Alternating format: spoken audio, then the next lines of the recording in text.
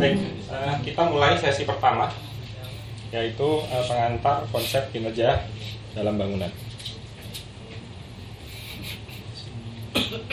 Introduction to Performance Concept in Buildings. Jadi saya selalu memulai perkuliahan baik fisika bangunan maupun simulasi dengan kuliah ini. Jadi kalau mahasiswa saya di Telkom yang ngambil fisika bangunan, pastinya udah pernah mendengar versi lamanya dari kuliah ini.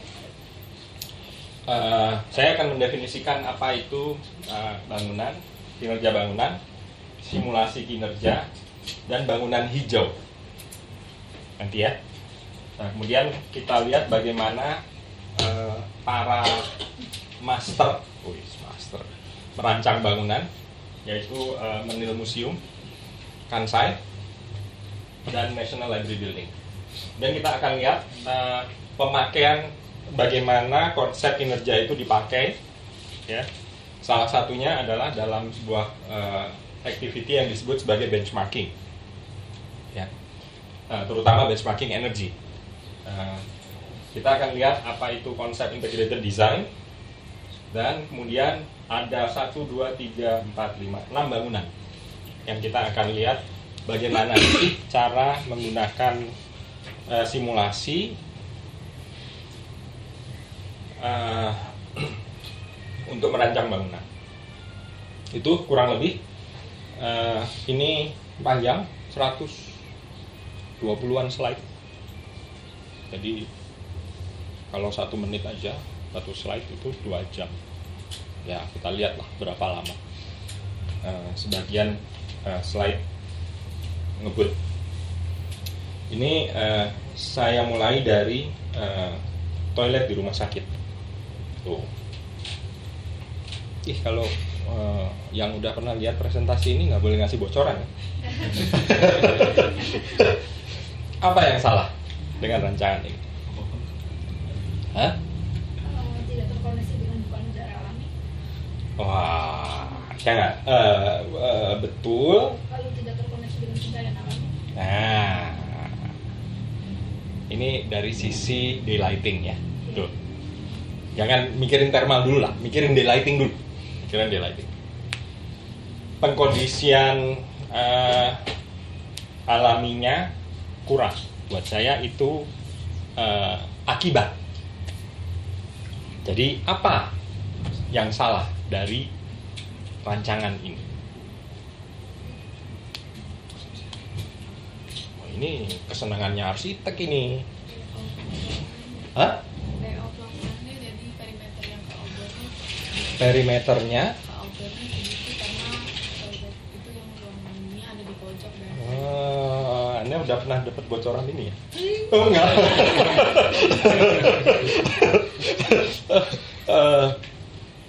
Ini sebenarnya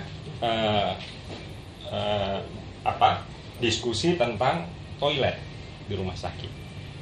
Meletakkan toilet itu di mana dalam sebuah kamar? Kan rumah sakit itu hampir semua rumah sakit itu ada lorong di tengah, ya kan?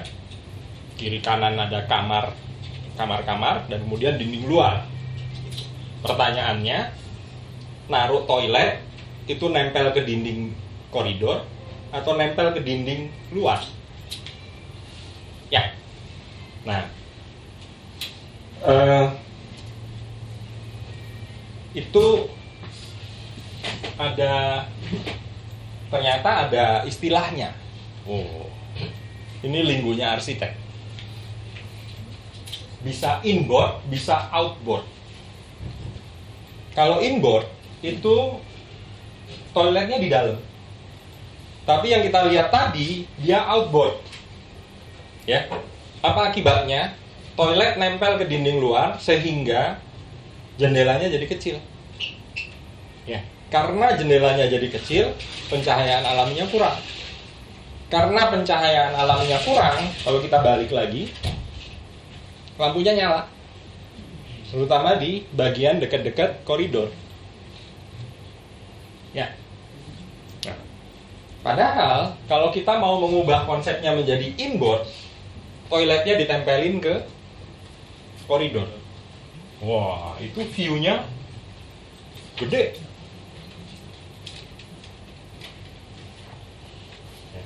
Memang ada masalah. Masalahnya apa? Kalau outboard itu pasiennya bisa langsung kelihatan oleh perawat yang lewat. Sementara kalau di sana perawat nggak bisa ngelihat pasien secara langsung. Jadi ada dua conflicting apa ini? Ini aspek kinerja. Jadi dalam satu gambar ini kita sudah berbicara tentang daylighting, kita sudah berbicara tentang view pasien keluar. Kalau yang outboard nggak ada view keluar, ngelihat toilet, ya kan? Sementara kalau yang inboard pasien punya view keluar, asal jangan lihat jemuran aja kan, tapi view-nya keluar. Dan ada akses perawat. Ini konsep ini, perbedaan konsep ini itu kami ceritakan waktu saya di Amerika ke operator rumah sakit yang terbesar, ya, St. Luke Hospital di kota kami.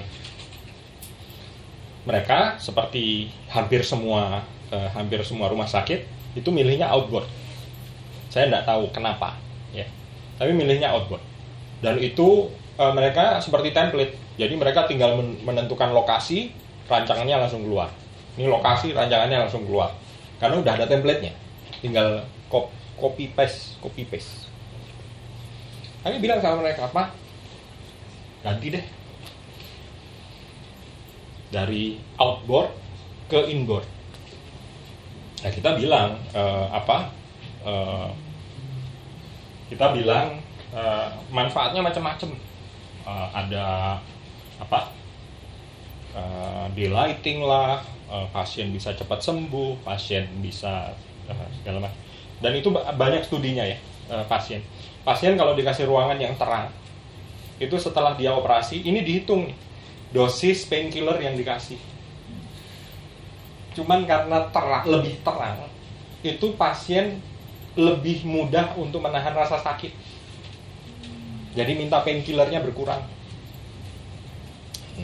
Itu studi-studi seperti itu banyak.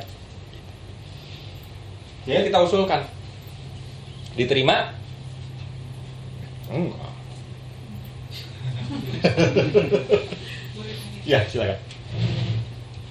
Kalau saya nggak tahu Pak Erik tuh bikin skalanya sama apa enggak? Itu kan kayak dibagi dua ya Pak. Ya. Kalau misalkan toiletnya di flip gitu sama nggak? Soalnya di flip. Di sana, di mirror. Ke sana? Iya. Mungkin, tapi jendelanya tetap kecil. Kecil. Atau mungkin Pak Erik itu memang standar rumah sakit sana tuh sebesar itu ya? Kayaknya sih. Selebar itu.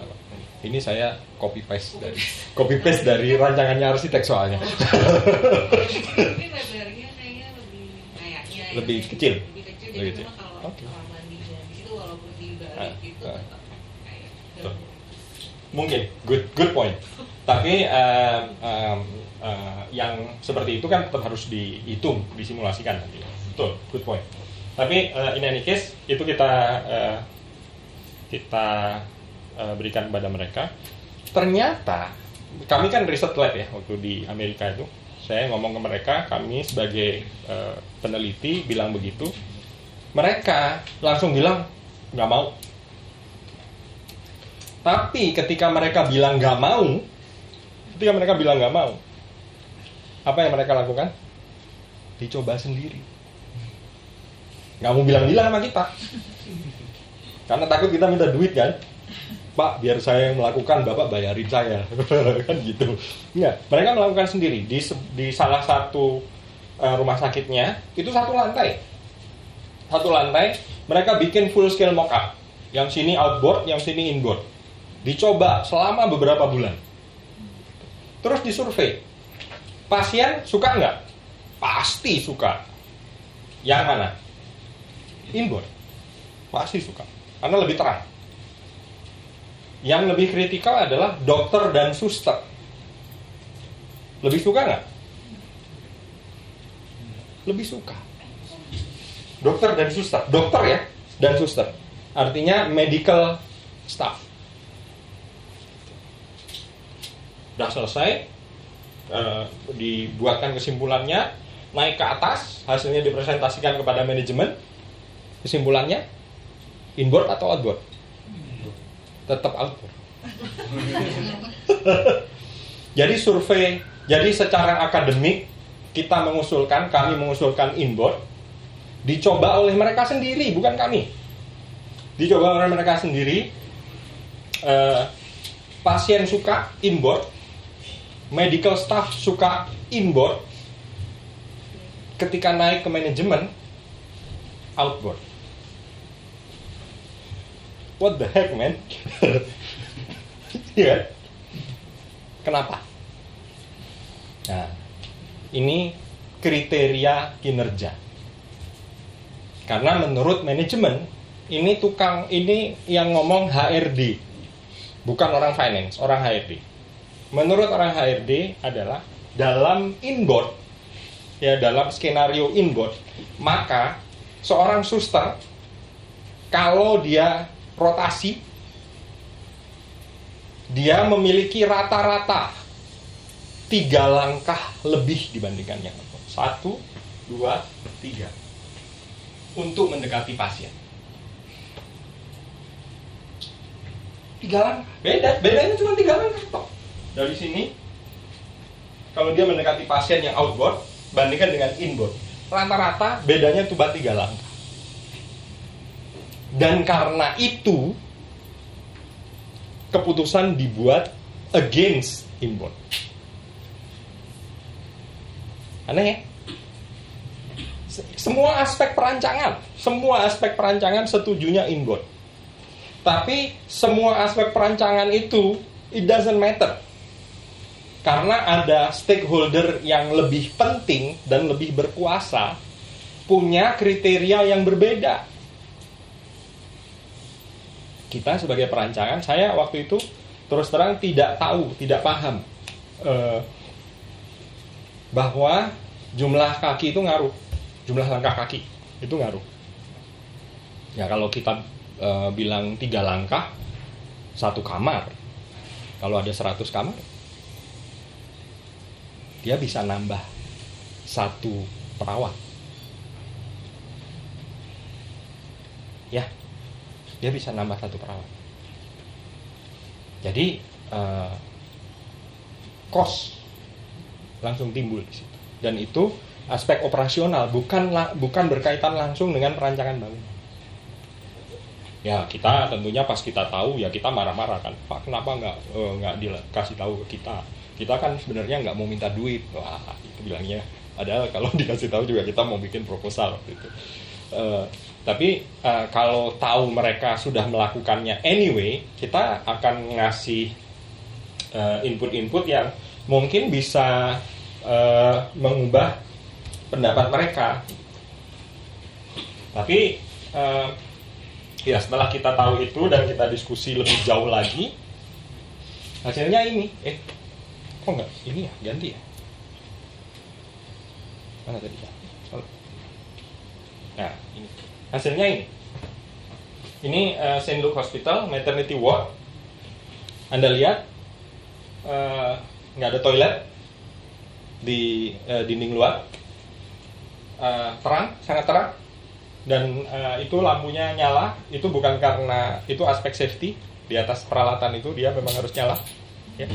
Kalau selama ada pasien. Tapi di luar itu nggak ada lampu lain. Sangat terang. Ini setelah beberapa tahun kita bekerja bersama mereka dan hasilnya seperti itu. Jadi kita sebagai desainer seharusnya bisa mempengaruhi desain, tapi biasanya itu tidak bisa sekali ngomong. Mungkin bahkan tidak 2 atau 3 kali, mungkin berkali-kali sampai mereka bosen. Ya deh, kita coba deh gitu ya. Tapi ternyata kemudian mereka senang. Dan ini kan nggak harus seperti kata Bu Lala tadi. Ini kan kesenangannya arsitek ini, bermain dengan tektonik ya, form. Ini tidak inboard, tidak outboard. Ini inboard dalam arti dia menempel ke koridor, tapi dia suster tetap bisa melihat pasien. Ya, suster tetap bisa melihat pasien dan pasien punya view yang luar biasa, view-nya. Sembuh nih. Kalau rumah sakit kayak gini langsung sembuh ini. Ini kamar penyakit berat loh. Lihat itu koneksinya macam-macam alatnya itu. Tapi sangat nyaman dan nurse tetap bisa melihat. Ya. Nurse station bisa memantau dari luar. Nah, ternyata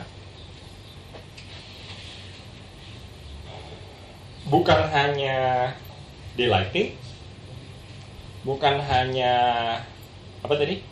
view pasien, bukan hanya view perawat, tapi juga move. Yang di atas itu, baris atas, perbandingan manuver tempat tidur kalau harus dikeluarkan. Wah, iya kan? Coba lihat. Kalau yang sini, wah ini paling gampang nih, paling kiri ya. Wah, begitu code blue, wah langsung ditarik sekali, seret langsung keluar itu. Nggak ada manuver loh. Tinggal ditarik di pinggirnya, langsung keluar, seret. Kalau yang sana, ada manuvernya. Kemudian pasien safety. Bagaimana trajektori pasien dari tempat tidur masuk ke WC? Oh, kalau yang ada balik yang sana tidak safe karena harus balik arah pasien. Seret. Ya, itu tidak safe. Ternyata ada banyak kriteria kinerja yang kita sebagai building designer harus mengakomodasi. Nanti konflik lagi Pak. Betul. Sama anak sipil. Jadi nanti marah-marah. Betul. Konflik kalau sesama konsultan, konflik antar domain konsultan itu wajar dan harus kita embrace. Tapi kalau konflik dengan stakeholder yang non-design, itu yang paling bahaya. Karena biasanya mereka yang lebih didengar oleh manajemen. Gitu. Ya kan? Kalau konflik antar konsultan, paling owner akan bilang, coba project manager itu ditengahi, diselesaikan. Itu aja.